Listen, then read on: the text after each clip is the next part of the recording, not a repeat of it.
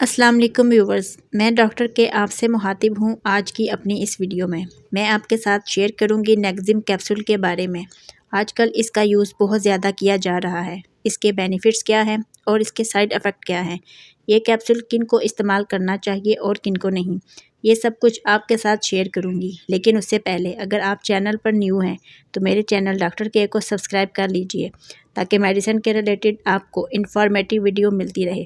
تو چلتے ہیں اپنے ٹاپک کی طرف۔ نیکزم کیپسول ایک بہترین میڈیسن ہے جس کا بنیادی مقصد معدے کی بیماریوں کا علاج کرنا ہے۔ یہ خاص طور پر پروٹون پمپ انہیبیٹر کی ایک کلاس میں سے ہے۔ یہ اسٹمک میں ایسیڈیٹی کی پروڈکشن کو ریڈیوس کرنے میں ہیلپ فل ہوتی ہے۔ یہ میڈیسن افیکٹو ہونے کی وجہ سے بہت سے لوگوں کے لیے سیف اور بیسٹ چوائس بن چکی ہے۔ یہ کیپسول زیادہ ایسیڈیٹی کی صورت میں آرام فراہم کرتا ہے جس سے معدے کی جلن اور درد میں کمی آتی ہے۔ یہ کیپسول معدے کے السر کے علاج کے لیے بہت افیکٹو ہے جو کہ پین کو کم کرتا ہے اور سکون دیتا ہے۔ یہ میڈیسن جیرڈ یعنی گیسٹرو ایسوفیگس ریفلیکسس ڈیزیز کے ٹریٹمنٹ کے لیے یوز کی جاتی ہے جو کہ کھانے کے بعد ایسیڈیٹی کو ریورس کرتی ہے۔ یہ کیپسول ڈاکٹر کے ہدایات کے مطابق ڈفرینٹ ڈوز میں یوز کی جاتی ہے۔ اب بات کرتے ہیں اس کے سائیڈ ایفیکٹ کی۔ نیکزم کیپسول کے استعمال کے دوران کچھ سائیڈ ایفیکٹ سامنے آ سکتے ہیں۔ یہ سائیڈ ایفیکٹ سبھی پیشنٹس میں نہیں ہوتے، لیکن یہ جاننا ضروری ہے کہ آپ کو کوئی غیر معمولی علامات محسوس ہو تو فوری طور پر ڈاکٹر سے رجوع کریں۔ کچھ پیشنٹس میں ہیڈیک ہو سکتا ہے۔ یہ کیپسول پیٹ کے درد یا تکلیف کا سبب بن سکتا ہے۔ اس کیپسول کے زیادہ یوز کے بعد متلی یا قے یعنی کہ نوزیا ہو سکتا ہے۔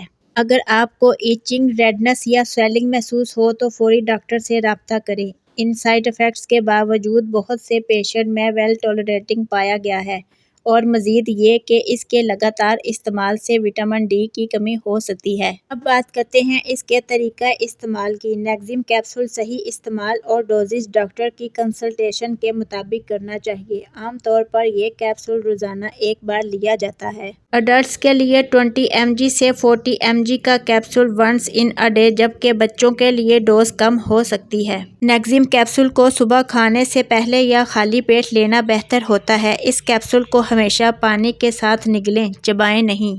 ڈوزز کو ڈاکٹر کی پرسکرپشن کے مطابق انکریز یا ڈیکریز کرنا چاہیے تاکہ آپ کی صحت کے معاملات بہتر ہوں اور کسی ممکنہ خطرے سے بچا جا سکے۔ اگر آپ کو کسی میڈیسن سے الرجی ہے تو ڈاکٹر کو ضرور بتائیں تاکہ ڈاکٹر آپ کے لیے صحیح میڈیسن پرسکرائب کر سکے۔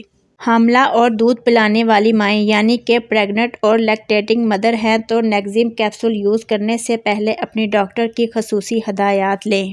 یہ ویڈیو صرف ایک ریویو ہے۔ کوئی بھی میڈیسن استعمال کرنے سے پہلے اپنے قریبی اور مستند ڈاکٹر سے ضرور رجوع کریں۔